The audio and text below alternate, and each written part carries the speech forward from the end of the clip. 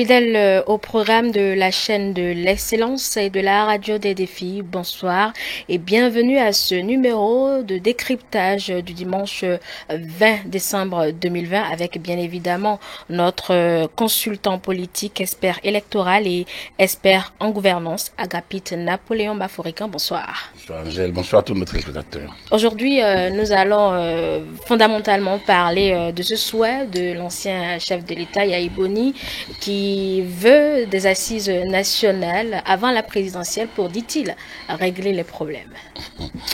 Est-ce que c'est une exigence réaliste selon vous? Écoutez, les plateaux de la matinée ont pu spéculer un peu sur le sujet.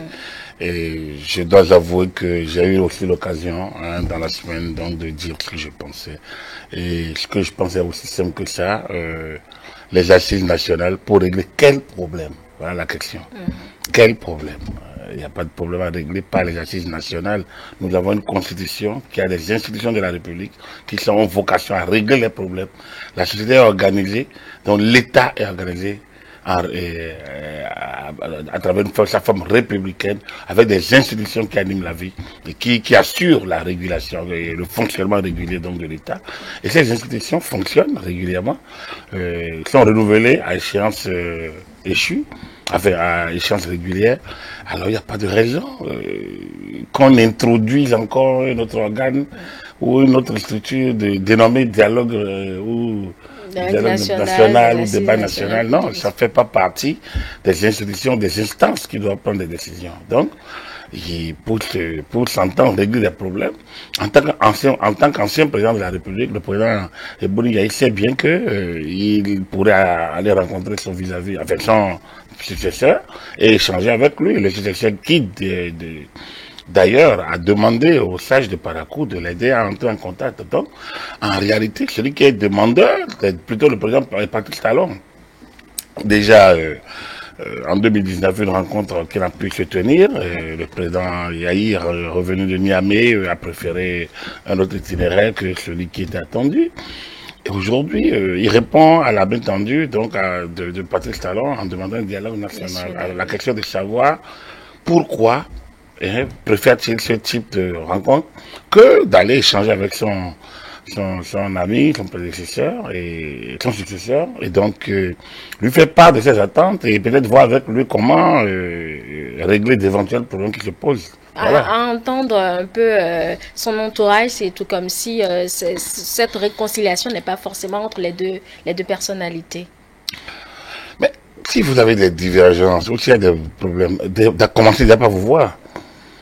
Commencez déjà par vous voir s'il n'y a pas eu de rencontre. S'il répond à la demande de réconciliation par il faut plutôt un dialogue national. Je pense que c'est une manière d'opposer une fin de non-recevoir à cette main tendue du président Talon. D'autant que il faut déjà, une sagesse nationale dit qu'on ne refuse jamais l'appel. On peut peut-être aviser de ce qui suit. Donc, le président Yahya, en jouant un peu, d'abord on a vu un peu que ce sont d'abord les proches qui ont commencé par agiter l'idée. Et quand lui-même parle du dialogue national, je pense que il sait bien. Et la question que beaucoup auraient pu se poser, mais pourquoi lui ne l'avait pas organisé? Et déjà dès 2008, il y avait des voix qui se levaient pour demander une telle rencontre. Dès 2008, on demandait, après du moment où certains qui l'avaient suivi, qui l'avaient soutenu, ont compris que autour de lui, il y avait quand même un certain nombre de manœuvres politiques qui les écartaient. Il y a eu les F, il y a eu les G à l'époque, et puis au terme d'un séminaire à Bobé, il y en a qui ont demandé carrément qu'il y ait un dialogue politique national, un dialogue national pour débattre des questions. Et là, pendant ce temps, le président aussi avait une main tendue vis-à-vis de cette opposition-là en 2008. Et on peut pas l'oublier. Donc, non seulement en 2008, il n'a pas organisé le débat national, mais en 2011, après le chaos, beaucoup ont réclamé un débat national. Il avait accepté, il avait promis à Albert Voyageur un certain nombre de hauts cadres, Théophile Nata, Robert Dossou, Vicente Chaboko, Ousmane Batoko, Moïse Vincent, un certain nombre de personnalités qui lui avaient écrit pour demander qu'il change de gouvernance. Ils ont fait la critique de son premier quinquennat et lui ont demandé au second quinquennat qu'ils vont le soutenir, bien sûr. Donc c'est une lettre qu'ils lui ont adressée avant le second mandat, avant la présidentielle, qu'ils vont le soutenir, mais ils attendent de lui qu'il ouvre le jeu, qu'il nomme un premier ministre à qui il délègue suffisamment de pouvoir et qu'il organise une sorte de rencontre nationale pour aplanir les divergences et une rencontre au cours de laquelle il va nommer une personnalité d'envergure nationale à qui il délègue une bonne partie de ses pouvoirs, de son pouvoir exécutif qui lui permettent donc d'avoir la main et donc qui lui permettent, lui le président de la République, et sous son autorité, la personnalité qu'il nommerait, pour gérer ensemble les interactions et pour que ça puisse, les liens fonctionnels entre l'État, les 7 démembrements, les partenaires politiques, les acteurs sociaux et autres. Quand vous lisez bien ce document, c'est vrai que la description qui est faite convergeait vers une personnalité en vue à l'époque et qui est encore aujourd'hui au gouvernement, enfin, dans l'entourage du président Talon, je ne vais pas citer de nom. Et donc, le président Yahi a avisé, il n'a pas dit non. Et à la fin donc du chaos, il a bien placé l'équipe dont Albert Ouattara a constitué une équipe qui travaillait. Et dialogue national ou bien forum national de réconciliation, un truc comme ça. Et on était assez avancé. Quand du jour au lendemain, le président Yahi a fait convoquer, le ministre Legbe a demandé à Albert Ouattara d'aller que le président demande à le voir. Albert Ouattara va au palais, Legbe lui fait comprendre que le chef d'État a demandé de se soir à l'organisation. Donc, reporté s'inédié. Pendant ce temps, le président Yahi était dans son avion vers la Chine. Alors, Albert Ouattara Furiba quitte le palais. Et bon, cela a laissé un froid entre les deux dans leur relation jusqu'au pleurs de Jeffa. Je pense qu'il n'avait plus l'occasion vraiment de convoler à Justnos, ils n'ont pas eu l'occasion de s'expliquer sur ça. Mais ce qui est dommage dans ça, c'est qu'il y avait des billets qui avaient été émis, il y avait des réservations qui avaient été faites, il y avait des documents qui avaient été commandés et réglés, déjà étaient prêts, des équipes étaient constituées, des travaux préparatoires avaient eu lieu. Et le président Yahi a annulé la rencontre après les législatives. Soit dit en passant. Alors, quel était le problème?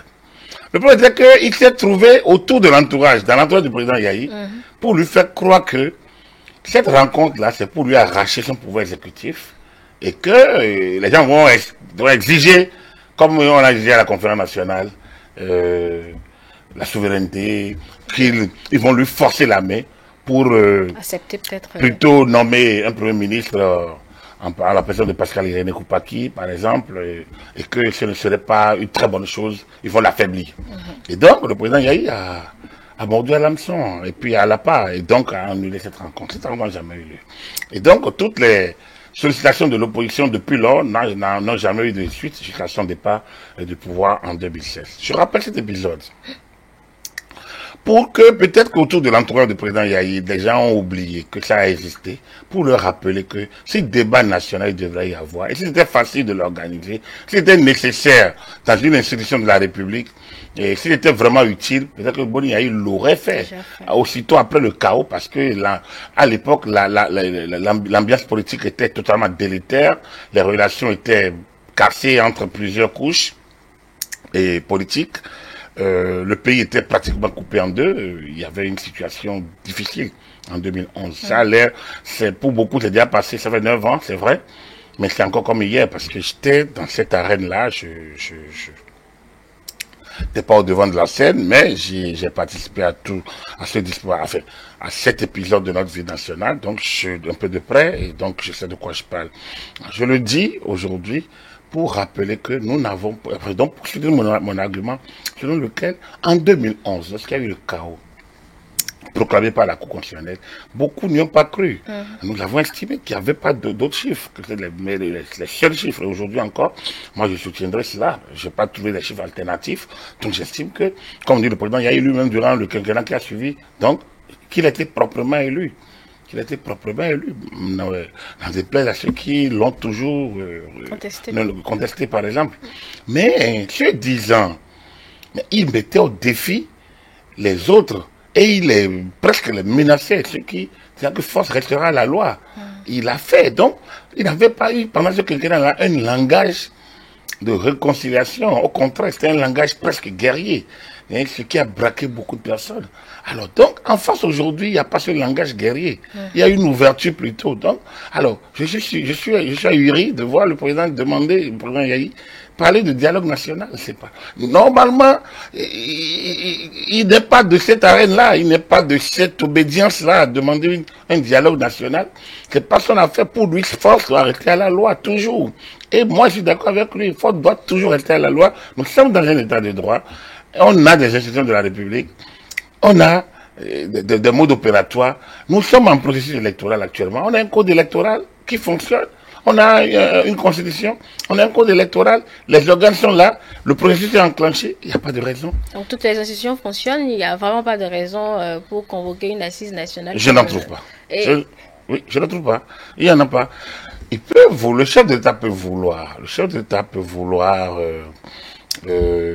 échanger avec les acteurs politiques, comme ça, il n'y a plus après les législatives.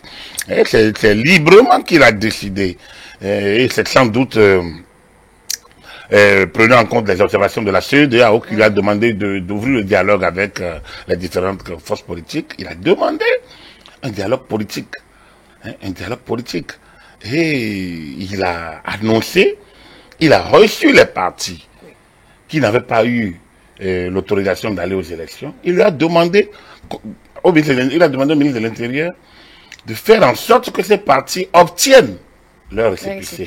Le ministre de l'Intérieur a demandé à ces partis donc de se mettre à jour et lui a donné le mode opératoire. Mais il y en a qui ont résisté, comme l'USL. Il y en a qui ont résisté, comme une partie des FCBE, taxant l'autre partie de renégats presque, de traîtres. Alors donc, les partis qui ont résisté n'ont pu se retrouver au dialogue politique. Puisque le dialogue politique, c'est par rapport aux partis représenter les partis régulièrement enregistrés. Le dialogue a eu lieu. Peu ou prou, je pense que bon, en dehors de l'épisode, on n'a pas décidé de ça, on n'a pas décidé de ci, le dialogue a quand même produit des effets positifs. Aujourd'hui, les FCBE participent à l'animation de la vie politique nationale comme parti d'opposition. Le MPL participe à l'animation de la vie politique nationale comme parti d'opposition. DUD, qui n'a peut-être pas participé au dialogue, participe aujourd'hui à l'animation de la vie politique nationale comme parti de l'opposition. Et ainsi de suite. Donc, il y a des partis de la majorité présidentielle qui sont là. Donc, le dialogue a eu lieu et a permis de revenir sur, de corriger le code électoral, d'aligner les élections. Et c'est dans ce processus d'alignement des élections qu'il y a eu la révision de la Constitution en 1990, la nuit du 31 octobre au 1er novembre 2019. Alors donc, tout ça, c'est pour permettre de décrisper l'ambiance. Si les FCBE, l'ELP et Boniaï avaient participé à ces rencontres-là, on ne serait pas là aujourd'hui, puisqu'ils ont refusé. Ils ont utilisé les mêmes stratégies que lors des législatives, c'est-à-dire nous exigeons tout ou rien. Si on n'a pas tout, on ne sera pas là. La politique de la chaise vide souffre de menaces. Et donc, ils n'ont pas participé aux assises. Les assises ont eu lieu et ont porté leurs fruits. Aujourd'hui, ils reviennent à demander. Aujourd'hui, transformés en démocrates, ce qu'ils ont refusé hier de faire, ils l'ont fait aujourd'hui. Tant que rien n'a changé, aucune législation n'a évolué. Le président n'a plus aucun engagement particulier vis-à-vis d'eux. Et pourtant, ils sont finalement allés se déclarer. Donc, ils auraient pu le faire tôt et nous faire gagner du temps et surtout de la tension et nous éviter des tensions inutiles. Mais non seulement ils ne l'ont pas fait, et au lieu de prendre le train en marche et de s'organiser pour les élections, ils enfourchent une nouvelle tempête, dialogue national, abolition du parrainage, abolition de retour à la Constitution de 90. Mais ça fait partie d'un chapelet indélicat, enfin, d'un chapelet tout ça fait partie donc d'un chapelet qui n'est pas cohérent, d'un chapelet qui a plutôt vocation à énerver et à bloquer le jeu politique que à organiser quoi que ce soit. Ce n'est pas un refrain qu'il faut reprendre nécessairement parce que les mêmes causes produisant les mêmes effets, on risque donc de verrouiller l'ambiance, de la vicier et donc de faire croire que ça ne va pas bien. Et pourtant, tout va bien, on peut le dire. Peut-être en répétant la même chose, ils espèrent en venir à 16 assises qu'on a eues en 90. C'est peut-être la vision de ces personnes, de cette personnalité. 90, on n'est pas dans le même contexte. Il faudrait que vous compreniez que l'opinion publique comprenne, parce que je vois des institutions, société civile, certaines confessions religieuses, tout le monde répète 90, comme si en 1990, comme si c'était une trouvaille, c'était quelque chose d'extraordinaire, non? Vous savez, l'abat palabre a toujours existé, hein, le principe de l'abat palabre, c'est une manière donc de nos ancêtres, de nos aïeux, de nos ancêtres. C'était leur mode opératoire pour régler des conflits à l'époque. Donc, le règlement passif des conflits passe par le système de l'abat palabre où les gens, les sages s'essayent, chacun parle, chacun pose son problème, et les sages délibèrent. C'est vrai, nous n'avons pas opté pour ce type. Nous sommes dans un état moderne. Nous sommes dans un état moderne, mais la Cour constitutionnelle apparaît comme ce juge qui écoute chaque partie et qui tranche. Elle apparaît d'autant plus que non seulement elle est chargée de contrôle de constitutionnalité, mais elle est également chargée de la régulation, donc du fonctionnement régulier des institutions. Et donc, lorsque c'est bloqué, la Cour fait débloquer.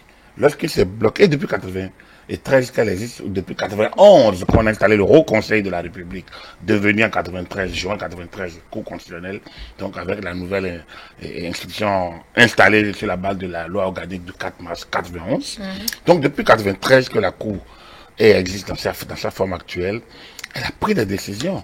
Elle a pris d'énormes décisions de régulation de l'actualité de la vie politique nationale. Des décisions sans lesquelles l'État aurait été bloqué et nous serions retournés à nos vieux démons. Nous les aurions ressuscités comme nous savons bien le faire.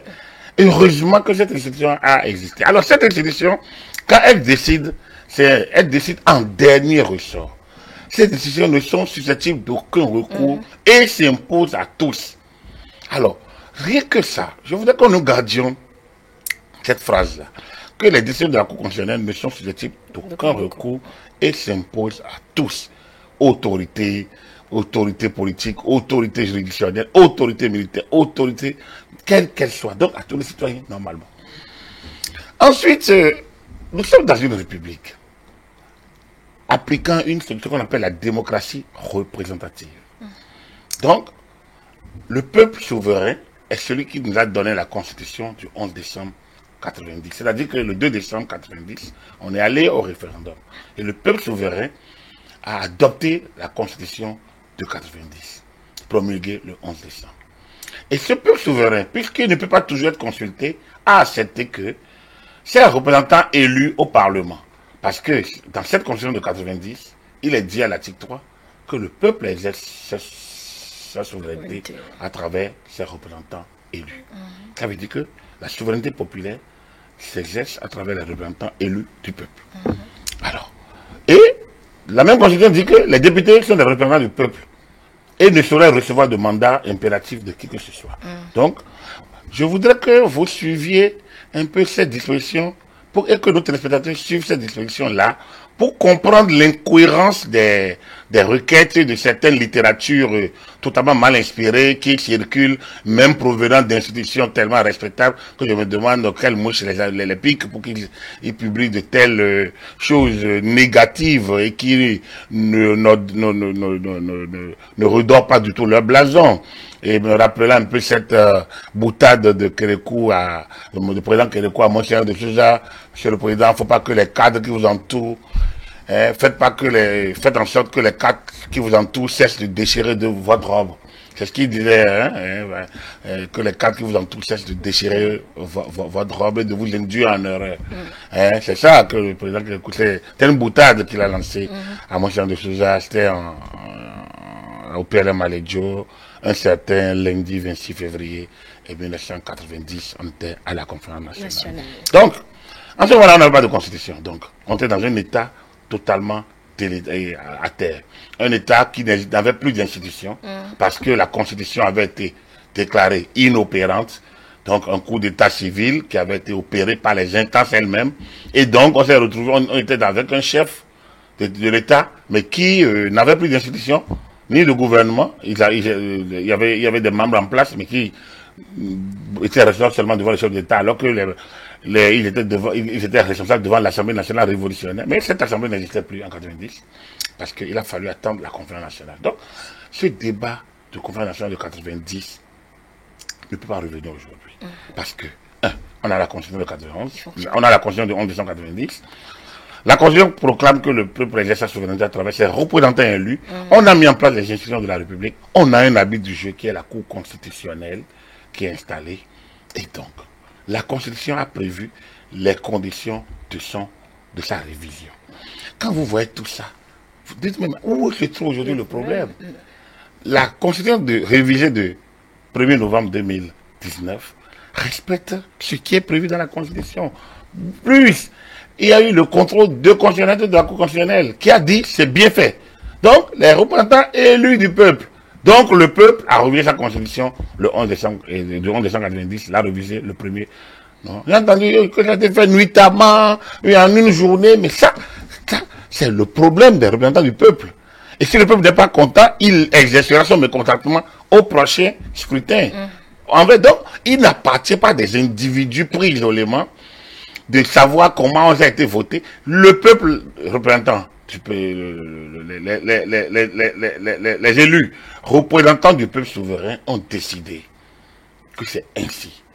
L'arbitre du jeu, la Cour constitutionnelle, dit c'est bien joué.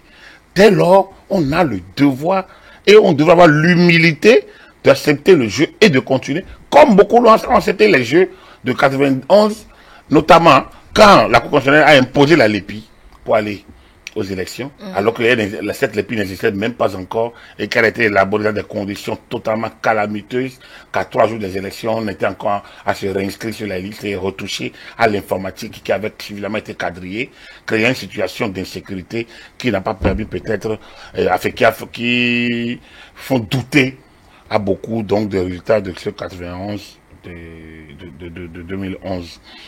Alors, ils doutent, mais il n'y a que des chiffres, et que les chiffres sont les seuls qui existent et qui font foi. C'est ce que je disais au départ. Donc, ce peuple est là. Et donc, la même Cour constitutionnelle qui a proclamé le chaos de 2011, qui a imposé la LEPI comme la liste qui doit nous conduire aux élections de 2011, qui a demandé au Parlement, à chaque fois que les secrétaires parlementaires sont absents, de les remplacer pour pouvoir contrôler les blocages que l'opposition dressait sur le chemin. Bref, cette Cour constitutionnelle est la même. C'est légèrement changé, mais c'est la même Cour dans sa composition initiale de 4, prévue par la loi organique du 4, non pas la Constitution de 1989 et 90. C'est cette Cour, dans ses prérogatives qui sont dans la Constitution de 11 décembre 90, qui sont encore dans la loi organique du 4 mars 91, c'est la même Cour qui agit aujourd'hui. C'est la même Cour qui a validé la révision de la Constitution. Mieux, c'est la même Cour qui a parlé d'un consensus qui aurait valeur constitutionnelle en 2006. C'est la même Cour qui a reconnu que le processus qui a été fait en 2019 est valable. Alors, lorsque nous nous retrouvons en cette présence, la question que moi je me pose, c'est qui est habilité encore à remettre ça en cause? Voilà la question. Donc, débat politique national, conférence nationale, faut pas les confondre. Consensus, il n'y en avait pas en 90, il ne faut pas que les gens nous mettent nous trompent. Et donc, aujourd'hui, il y a une constitution qui fonctionne, c'est celle qui a été révisée en 2019, en novembre 2019. Et les institutions qui tournent sur la base de la Constitution de 1990, révisée le 1er novembre 2019. Dès lors, dites-moi, où est l'ancrage d'un débat national dans tout ça? Qui serait perturber le jeu. Un débat prétendument national viendra perturber le jeu, parce que le jeu se joue déjà. Si vous arrêtez le jeu et vous introduisez un débat, vous allez casser le rythme, vous allez créer une confusion, puisque ce débat n'est pas prévu dans le cheminement politique. Alors, il peut y avoir des concertations, hein, quand c'est bien retenu. Mais quand c'est imposé comme ces conditions préalables pour participer, hein, à des échéances prévues par la Constitution, ça devient un piège. Un piège que le chef d'État doit éviter parce que, vous savez, la Constitution de 1990 rejette tout pouvoir fondé sur l'arbitraire. Sur l'arbitraire. Alors, si le chef d'État accepte un tel débat, ce serait aller dans le sens de l'arbitraire. Parce que, comme je l'ai dit, le jeu est en cours. Il ne peut plus l'arrêter. Il ne peut plus introduire. Lui, il n'a pas vocation et il n'a pas vocation à introduire de nouvelles dispositions dans le jeu alors que le jeu est en cours. Il a l'initiative de la loi comme à l'Assemblée, comme le député. Et les périodes législatives relatives aux élections sont terminées. Puis là, nous sommes à moins de 6 mois de ces élections-là. Et au regard des dispositions des protocoles additionnels de la CEDEAO de 2001, on ne peut plus toucher à ces textes sauf pour consensus. Aujourd'hui, il y a consensus sur quoi? Ce qui est en cours est en cours. Si c'est pour dire abandonner la Constitution de 11 décembre, réviser, retourner à la Constitution de 90, c'est insensé. Hein? On ne peut pas voter une loi et retourner à une ancienne loi. Ça ne va pas, c'est pas cohérent. Si c'est pour dire annuler le parrainage, c'est pas possible. C'est déjà inclus, c'est promulgué, c'est en cours et le mode opératoire a été expliqué par la Sénat. Donc vous comprenez que ce que réclame le président Yahi et ses alliés, ça n'a pas de contenu. Ça n'a pas vocation à rendre le jeu, à clarifier le jeu. Ce n'est pas de nature à assainir l'ambiance. Bien au contraire, c'est les mêmes rengaines de 2019 qui ont été repris d'une manière et qui ont été adaptés à la circonstance. Et là, ça ne fait pas sérieux. Je pense qu'il faudrait que nous puissions avancer avec des esprits plus orientés vers le développement, donc vers l'avenir. Parce que quand vous êtes de la classe politique et vous voulez ramer à contre-courant toujours, c'est que vous voulez bloquer, vous ne voulez pas avancer. Or, tous les peuples, toutes les nations avancent aujourd'hui parce que les défis, c'est les défis de demain. Absolument. Et on rappelle que ce souhait a été émis lors de la présentation du récépissé à ce président d'honneur, ce récépissé que les démocrates ont finalement reçu. Et Agapit, vous étiez interrogé, tout ça pour ça? Oui, tout ça pour ça parce que, comme je le disais tout à l'heure, je n'ai pas vu une évolution particulière de la situation par rapport aux éléments pour lesquels les mêmes personnes s'étaient refusées à s'adapter. J'ai entendu l'un des représentants des démocrates dire, oui, non, nous, on n'a pas, on ne s'est pas conformé, on a créé un nouveau parti. Mais qu'importe. Hein? Ils se conformer, créer un nouveau parti. Ça revient même. Ça revient même parce que se conformer voudrait dire, donc, d'opérer un certain nombre de changements. Créer un nouveau parti, c'est carrément aller à un congrès constitutif. Bon, d'accord, tant mieux. Mais si c'était conformé, c'est aux mêmes lois. Si crée un nouveau parti politique, c'est pas pour aux mêmes lois. Mais lorsque on devait aller aux lois dérogatoires, hein, en mars 2019, et ils ont rebloqué comme d'habitude, ils sont revenus pour dire non, alors qu'Ere Gundete et Gabaya ont signé le protocole avec le comité paritaire autour de Maître Adrien Ngwedji, lorsqu'ils ont signé, et que contre toute attente et sans aucune explication, au mépris des règles élémentaires donc de la considération et des règles parlementaires, sont revenus pour renier leur signature et demander qu'on donne le récépissé à tout le monde. En ce moment-là, ils auraient dû jouer le jeu. Parce que là, ils sont plus allés aux élections. Les élections se sont déroulées sans eux.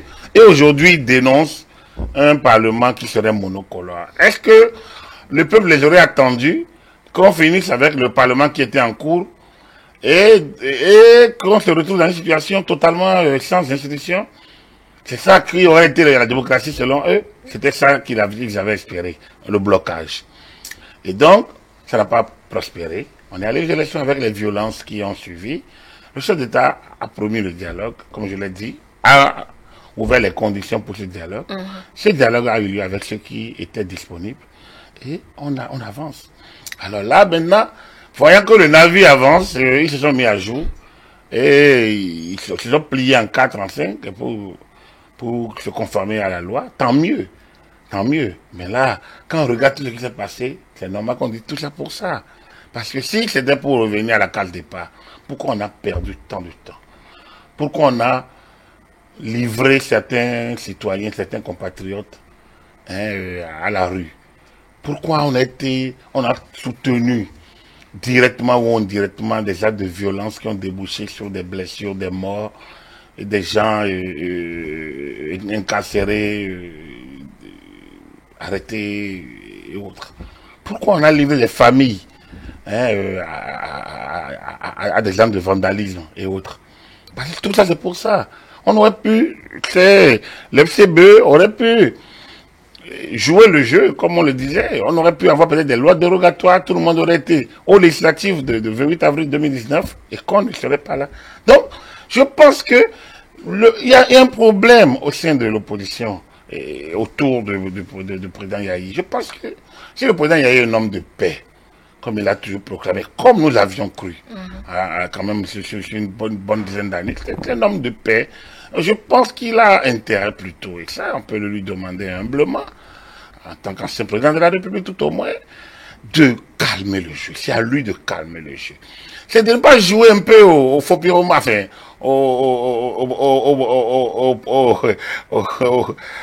comment on a dit, au sage dehors, au pyromane dans la coulisse, dans les coulisses. Non.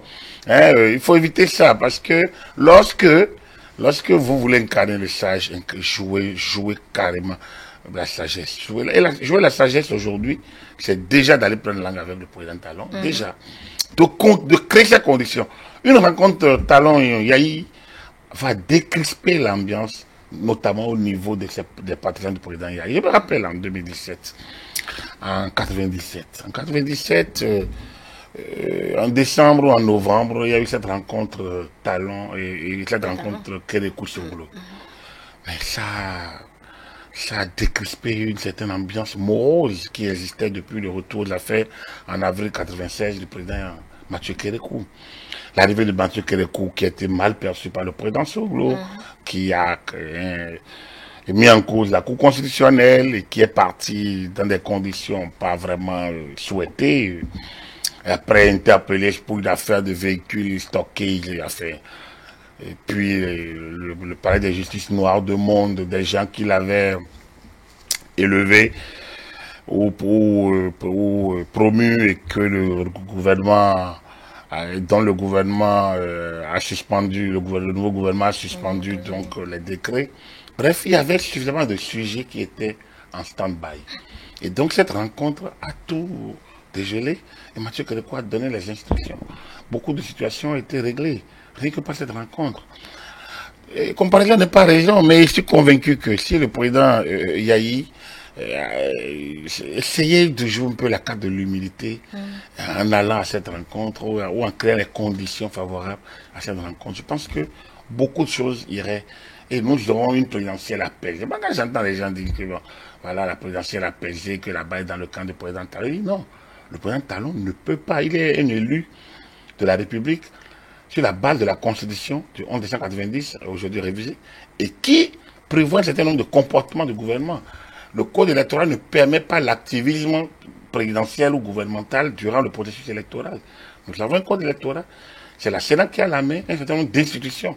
Demandez au président aujourd'hui de créer de nouvelles conditions de débat encore qui va influencer les élections, c'est perturber le jeu, c'est presque le pousser au parjure. C'est presque le pousser au parjure. C'est plutôt le président Yahi qui a intérêt à prendre la main.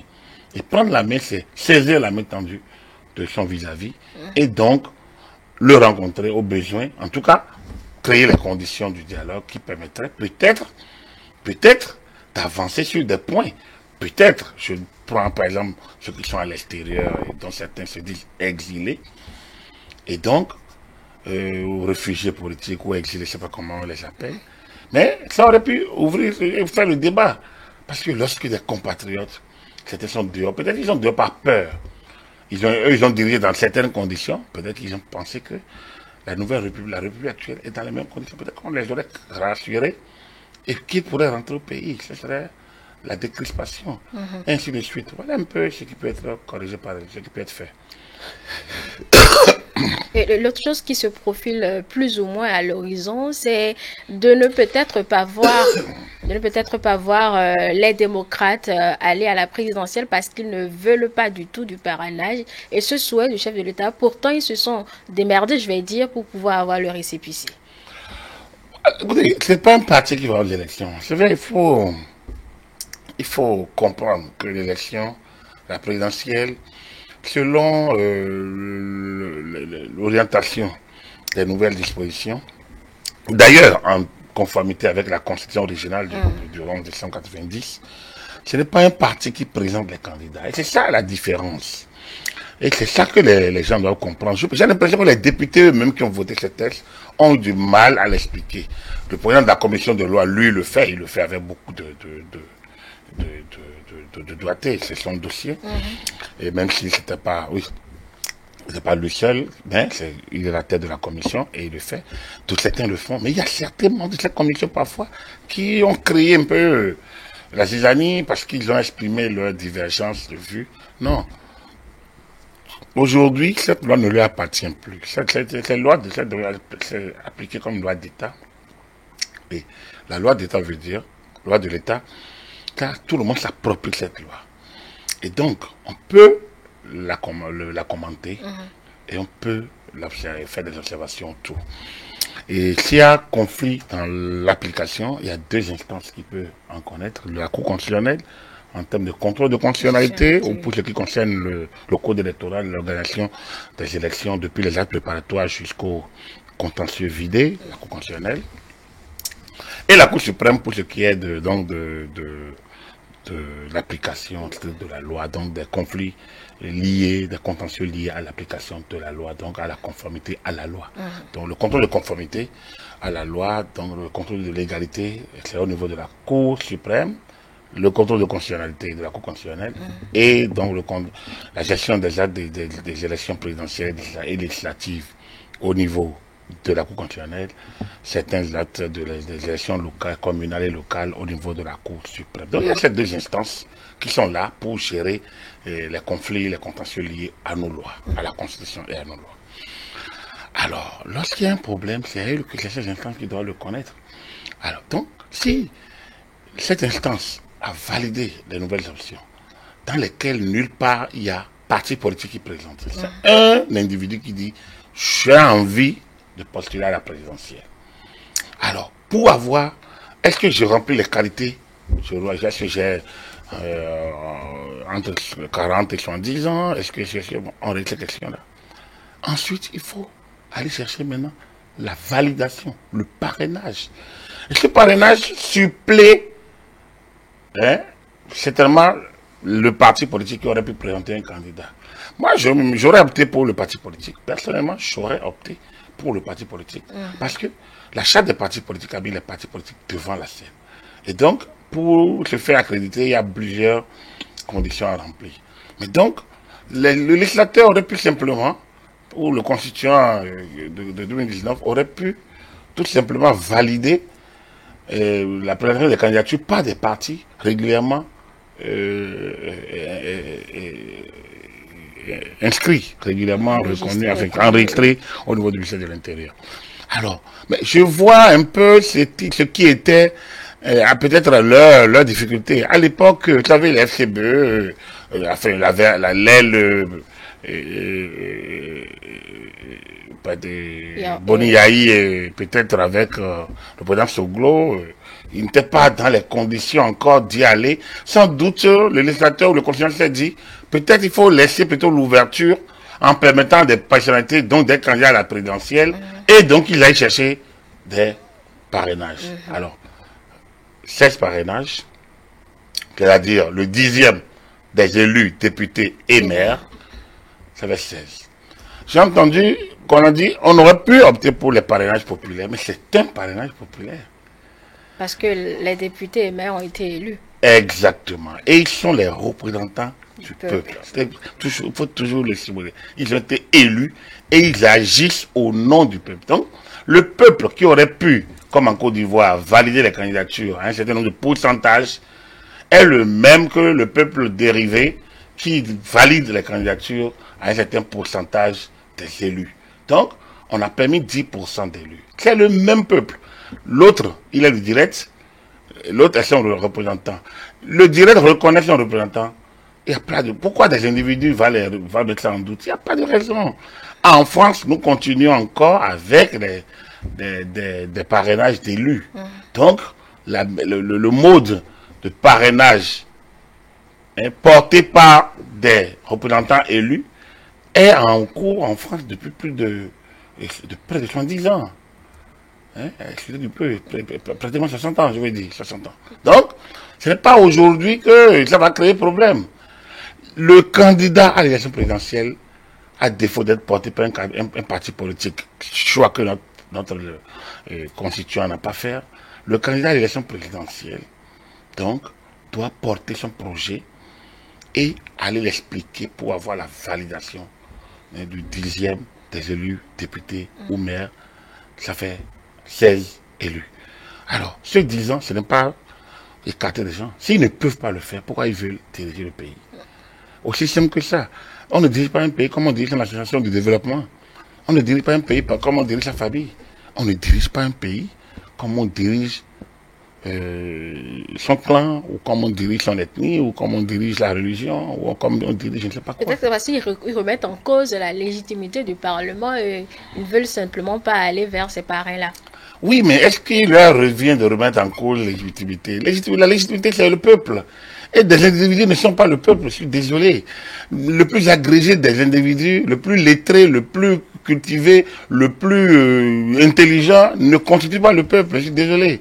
Le peuple, c'est nous tous réunis dans la prise en compte, dans la prise de décision engageant l'État.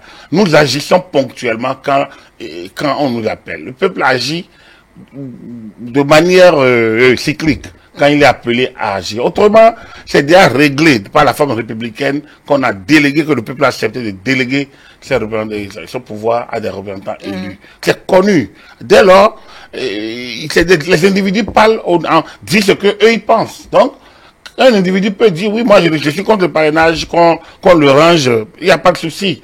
Mais qu'ils ne disent pas que sans le parrainage, il ne doit pas avoir l'élection présidentielle. Il peut encore le dire parce que c'est son avis. Mais après, quand des personnalités comme ancien chef d'État le disent, quand des institutions célèbres, sérieuses le disent, on se demande, est-ce qu'ils savent la portée de leur parole? Est-ce qu'ils savent que ce disant, ils réunissent les lois de la République? Est-ce que ce disant, est-ce qu'ils savent qu'ils sont en porte-à-faux avec l'état de droit?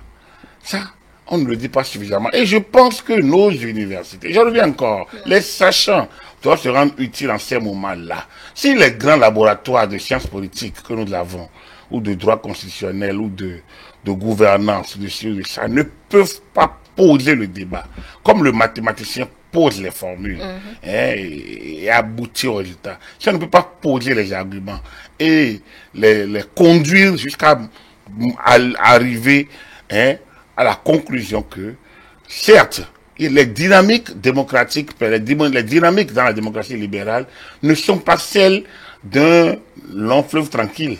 Les dynamiques, elles sont tellement fluctuantes que ça bouge. C'est des dynamiques bouillonnantes.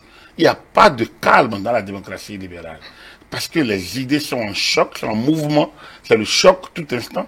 Et les élections sont les moments les plus propices à ces chocs, parce que c'est le moment où le peuple renouvelle son représentant. C'est le moment où il y a l'habilitation. C'est le moment où des individus comme vous et moi recevons l'onction. Ces individus-là reçoivent des individus reçoivent l'onction pour prendre des décisions, décider au nom du peuple. Donc, ces moments sont des moments délicats, c'est vrai. Mais c'est parce que c'est ça, tout le monde accepte le jeu, et lorsque les élections sont terminées, on passe à autre chose. Sous nos cieux, c'est pas toujours le cas, parce que on traîne un peu quelques ressentiments liés à ces moments-là, et c'est ça qui crée les crises. Donc, il faudrait que nous revenions aux fondamentaux de la démocratie. Je pense que si les membres des partis démocratiques ont envie d'aller à l'élection présidentielle, c'est le moment pour eux de commencer par faire leur dossier. On est à moins de 6 mois. Et à voir dans quelle mesure approcher les parrains. Beaucoup de personnes disent, nous allons parrainer. J'entends beaucoup de députés de la majorité qui disent, ils n'y croient pas, ils estiment les députés déjà. finalement, mais alors s'ils ne croient en rien, pourquoi ils sont dans le jeu? C'est là la question. Donc, soit il y a une mauvaise foi caractérisée qui est déjà là, ou soit il y a une ignorance totale des jeux politiques. C'est là. Soit il y a une ignorance totale du jeu politique et de ses méandres et de son fonctionnement. Ou alors il y a un mépris pour soi. Donc une sorte de mauvaise foi qui ne dit pas son nom et qui quand même vont produire les mêmes effets que 2019. C'est dommage parce que le processus est enclenché. À mon avis, il n'a pas de raison d'être arrêté. C'est un processus qui est en cours et qui ne doit pas s'arrêter. Après, il peut y avoir des moments propices aux échanges. Le chef d'État peut ouvrir des échanges avec des partenaires politiques si le cœur lui en dit, s'il a un juge de l'opportunité. Mais à mon avis, pendant ce processus électoral qui est déjà lancé, le faire serait pas du tout adapté. Nous sommes déjà, si le président doit parler aujourd'hui, c'est avec sa majorité. Ce n'est plus avec la classe politique. Sauf si une situation particulière advenait et qu'il fallait justement arranger et trouver des approches. Mais toute situation qui interviendrait dans les élections aujourd'hui serait comme une sorte d'injonction du gouvernement et ce n'est pas souhaité parce que les lois n'ont pas prévu ainsi. Donc vous appelez les démocrates à aller négocier simplement les parrainages. Mais ils n'ont pas le choix. La loi s'applique à tout le monde. Il n'y a pas il n'y a pas une catégorie qui peut se soustraire à cela. Nous sommes tous égaux devant la loi. Peut-être que pas toujours. Ça ne s'exprime pas toujours et visiblement devant tout le monde, comme et beaucoup en doutent, mais nous sommes tous égaux devant la loi. Nous sommes tous égaux devant la loi. Et surtout, dans le cas d'espèce, personne ne peut dire, moi, je ne peux pas. J'ai entendu les gens dire, nous, on n'aura pas de parrainage, on ira aux élections. Mais c'est faux. Il ne peut pas aller aux élections. S'ils ne sollicitent pas de parrainage, s'ils ne sollicitent pas de parrainage, ils n'auront pas de parrainage. Ils ne doivent pas avoir, parce que si quelqu'un, un député, doit donner le parrainage à des gens qui ne le sollicitent pas, ce serait quand même dommage. Ce serait vraiment dévoyer le système. Donc si les démocrates ne veulent pas demander le parrainage, leurs candidats ne demandent pas le parrainage, mais ils n'iront pas aux élections. Ils ne sont pas les seuls représentants de l'opposition. L'opposition, c'est l'FCBE. Ils ont dit qu'il y a un processus interne dans leur sein. Et eux, ils disent qu'ils ont demandé le parrainage. Alors donc, c'est déjà ça. L'opposition, c'est le MPL. Et qui dit, nous sommes ceux qu'on ira aux élections, parce que nous aurons le parrainage. On va demander, et on aura le parrainage. L'opposition, c'est aussi tous les autres candidats qui circulent déjà, candidats présumés ou annoncés, qui circulent. Donc, alors, s'ils circulent, c'est qu'ils veulent jouer le jeu. Absolument. Et alors, donc, que les membres de la démocrate la ferment leur page donc, de dialogue national et je pense qu'il est temps qu'ils puissent rentrer. Ils n'ont qu'à préparer la présidentielle tranquillement et essayer donc de se rendre disponible pour jouer le jeu convenablement. Agapite Napoléon Maforican, nous allons conclure ce décryptage du dimanche 20 décembre. Il faudrait qu'on oppose les ripostes argumentaires nécessaires à ces clairons qui sont enfourchés ici et là pour parler d'une cohésion qui sera menacée s'il n'y a pas un dialogue, groupe d'intervention, groupe d'action, toutes ces structures qui fleurissent pour parler de paix, je pense que c'est pour semer plus de confusion. Nous avons une constitution, mais je crois qu'on doit apprendre à respecter nos lois. Et ça, dans une société, dans une république où vous allez aux humeurs de certains qui pensent qu'ils pèsent plus que d'autres, c'est créer une situation d'injustice, donc une situation d'insécurité juridique pour tout le monde. Donc, le processus électoral est enclenché depuis. La Sénat a émis un certain nombre d'actes. La Cour constitutionnelle est saisie déjà sur certains actes de procédure, parfois sur certains propos. Donc, nous sommes dans le processus électoral. Le cycle a commencé.